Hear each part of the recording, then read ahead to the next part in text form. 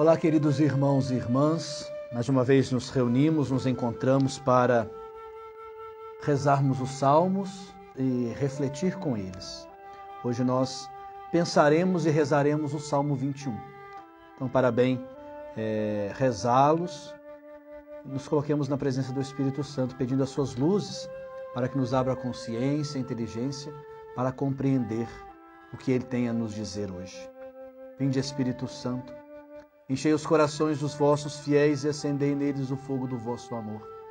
Enviai o vosso Espírito e tudo será criado, e renovareis a face da terra. Oremos. Deus, que instruísse os corações dos vossos fiéis com as luzes do Espírito Santo, fazei que apreciemos retamente todas as coisas, segundo o mesmo Espírito, e gozemos sempre da sua consolação. Por Cristo Senhor nosso. Amém. Divino Espírito Santo, descei sobre nós, iluminai. Assim reza o Salmo 21. Senhor, o Rei se alegra com tua força e como exulta com tua vitória. Concedestes o desejo do seu coração e não lhe negaste o pedido de seus lábios. Pois tu o precedeste com grandes bênçãos. Colocaste uma coroa de ouro em sua cabeça. Ele te pediu vida e tu o concedeste, dia sem fim, para sempre eternamente. Tua vitória engrandeceu a fama dele, tu o vestiste com honra e esplendor. Sim, tu o estabeleces com bênção para sempre, e com tua presença o enches de alegria. Sim, o rei confia no Senhor e jamais vacilará com o amor do Altíssimo. Tua mão alcançará teus inimigos todos, tua direita encontrará teus adversários. Ateia fogo neles com um forno no dia em que te manifestares. Senhor os engolirá com sua ira e um fogo os devorará.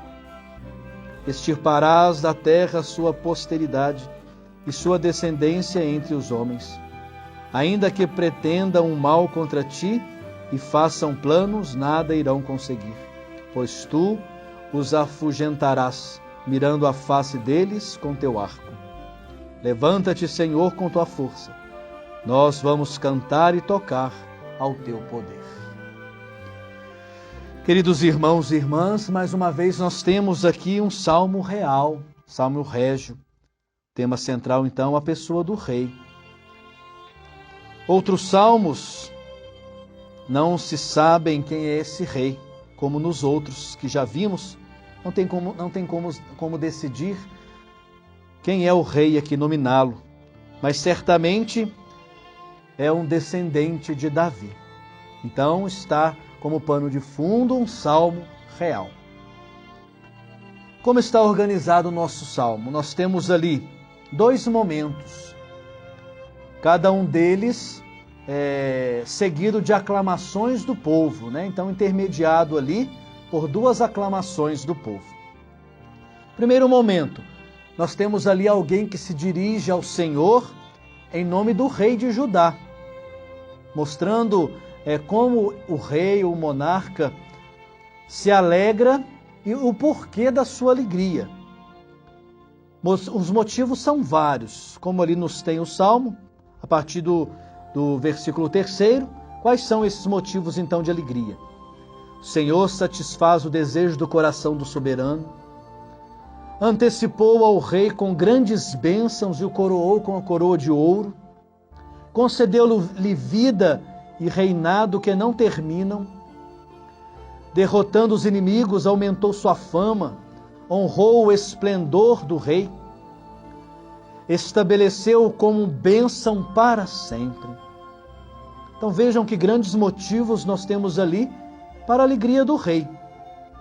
E vem precedido então com uma aclamação do povo, a primeira aclamação. O povo então intervém com essa aclamação, reforçando a ideia de que, confiado no Senhor, na verdade, em seu amor, o rei jamais será abalado. Aquele que tem o Senhor como aliado não será vencido jamais e para sempre. Então essa é a aclamação do povo que diz: o rei confia no Senhor e jamais vacilará com o amor do Altíssimo. E entramos então no segundo momento a partir do versículo 9, que é alguém que se dirige ao rei, né, em nome do Senhor. Quer dizer, uma vez coroado, o que fará então esse soberano agora? Os Salmos nos diz que eliminará todos os inimigos dele e extirpando seus descendentes para sempre. Se os adversários tentarem prejudicar o rei, certamente fracassarão. O monarca, o rei, os espantará, ameaçando-os com o arco. Versículo 13º. E depois do versículo 13º, nós temos ali mais uma aclamação do povo. Qual é essa aclamação do povo, então? Levanta-te, Senhor, com tua força. Nós vamos cantar e tocar em seu poder. Quer dizer, agora é um pedido do povo para o rei. Que se levante para ajudar o rei, que escute, né, o seu pedido. E por isso o povo vai cantar e vai tocar, celebrando assim o poder de Deus, ajudando o rei nesta batalha. Então nós temos aí a organização do salmo. E por que então surgiu este salmo, né? O que nós podemos aprender deste salmo? Nós temos ali uma expressão muito assim forte, que vai nos nortear e nos ajudar a refletir e entender por que surgiu esse salmo. A expressão é, no versículo 4b, nós vamos ter ali, vamos ler. Colocaste uma coroa de ouro em sua cabeça. Isso nos faz pensar então na coroação do rei. Tudo indica então, queridos irmãos, que esse salmo ele tenha nascido por ocasião da coroação. É alguém lá da corte, ligado ao rei, querendo sublinhar então a estreita ligação da autoridade política, a questão do rei, com Deus. Alguém tentando ali fazer essa ligação, que se dá numa coroação, possivelmente a coroação do monarca. Se o primeiro momento do salmo nós temos ali a alegria, né? Estabilidade, a confiança, vida longa, nos diz assim, já no segundo momento do nosso salmo surge um certo conflito. Que conflito seria este? A sucessão real, ela é muito delicado. E nesse momento nós temos também isso. A sucessão real dentro e fora do país. É aqui então que se fala de inimigo, de adversário, alguém que pode querer usurpar o poder do rei, querer derrubar o rei. A sucessão é muito comum, né? Como eu disse, tanto fora do país como dentro. Então nós temos ali o rei que deverá desfazer qualquer plano de seus adversários, tem que vencê-los. E por isso ele se coloca diante do Senhor e pede a Deus que seja aliado dele. O povo está contente com essa decisão de que Deus favorece a força do rei, pede ao Senhor então que manifeste ainda mais sua força, concedendo ao rei a vitória contra os seus inimigos. Então por isso nós temos esse salmo. O salmo que surgiu a partir de um conflito real, de grupos, ou então do próprio indivíduo que queira usurpar o poder do rei, que queria derrubar o rei, o monarca. Por isso o povo contente ali com a força de Deus que vem para defendê-lo. Mas como enxergar o rosto de Deus diante disto? Nós vamos ver que muitas vezes são os reis que levam o povo ao exílio, à escravidão. Então, como entender o rosto de Deus aí dentro desse salmo real? O rosto de Deus ele parece meio filtrado com essa certa ideologia, né, da corte de Judá, de que Deus é aquele que, por ser aliado do povo, faz as vontades da autoridade política.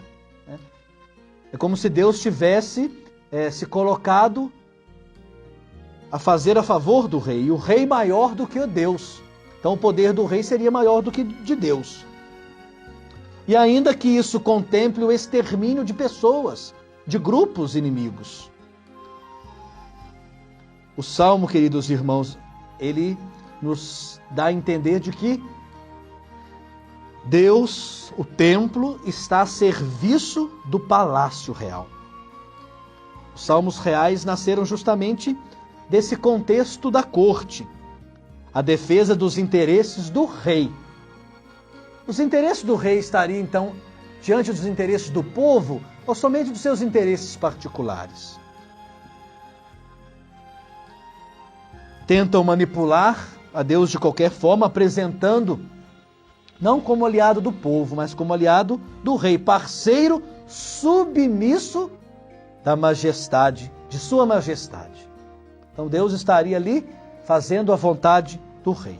Mais tarde, como eu disse, nós vamos ver que quando o povo de Deus percebeu que as autoridades políticas, quer dizer, o rei, foram os grandes responsáveis pelo exílio da Babilônia, começou então aqui, a partir desses salmos reais, a sonhar com o dia que apareceria o Messias, o rei prometido, o rei ungido. É aí que começou-se a clamar por esse que viria do céu para governar o seu povo. Já não poderia mais acreditar nas palavras do rei, porque eram somente interesses próprios, não pensavam no rei. Então, mais tarde, o povo de Deus começou a pensar isso e a sonhar com esse Messias ungido, com esse rei ungido, que seria justo e, na verdade, viria para defender o seu povo. Estes salmos, eles adquirem novas cores, brilhantismo nas palavras de Jesus de Nazaré. Por isso, queridos irmãos, nenhum salmo real, ele não pode ser lido fora do contexto de Jesus Cristo. Sempre à luz do Novo Testamento, sempre à luz de Jesus. Por quê? Porque justamente nós vamos ler o salmo real como com a figura do Messias, de Jesus Cristo, que agora não mais coroado com coroas de ouro, mas coroado com espinhos. Crucificado, seu trono é um trono do crucificado. Ele veio não para alguns, mas ele veio para todos, veio para dar vida em abundância. Ele não vem para usar da espada, usar do arco, como diz o Salmo, do arco de flechas, não, para matar seus inimigos. Qual é a arma de Jesus? É o avental. Interessante ver isso, né? A arma de Jesus é o avental. Ele se ajoelha para lavar os pés dos seus. É o serviço. O plano desse rei é o serviço. Ao invés de matar, Jesus oferece vida, inclusive para os inimigos. Veio dar a vida por todos, inclusive para aqueles que o perseguiam. É dessa forma, queridos irmãos e irmãs, que na prática, Jesus ele muda radicalmente a visão dos salmos reais. Quer dizer, tornando-se uma oração válida para todos nós. Quando nós pedimos que Deus nos defenda, que Deus defenda aqueles que estão do lado do seu povo. E quando nós olhamos para a figura de Jesus e vemos que o seu reinado não é desse mundo, e vemos que o seu reinado não é com armas, não é com coroas de ouro, mas é de serviço, é de colocar-se à dedicação, é de implantar em nós o seu reino. Um reino de quê? De justiça, de amor, de fidelidade, de paz, onde todos têm direito e onde o povo possa, na verdade, como no final do Salmo, cantar e tocar pelo seu poder que nos libertou da mão dos poderosos. Com a força do Senhor, nós seremos vitoriosos. É isso que nós queremos hoje rezar com esse salmo, queridos irmãos. A pedir pessoas que de fato tenham a sensibilidade do povo, de governar com o coração, de governar a partir dos interesses do povo, não dos seus interesses próprios. Que seja extirpado do nosso meio toda forma de ganância, de opressão, de maldade, de corrupção. Queremos pessoas, líderes, que de fato nos representam. Possa nos valer, Senhor, sempre pessoas boas em nosso meio. para ter como base o serviço, o avental, a justiça, o amor, e possa, na verdade, a começar em nós o seu reino de amor, a se estender sempre por toda a eternidade no céu. Glória ao Pai, ao Filho e ao Espírito Santo, como era no princípio, agora e sempre. Amém.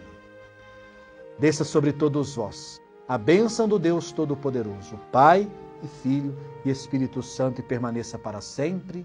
Amém. Fiquem com Deus, grande abraço, até a próxima, se Deus quiser.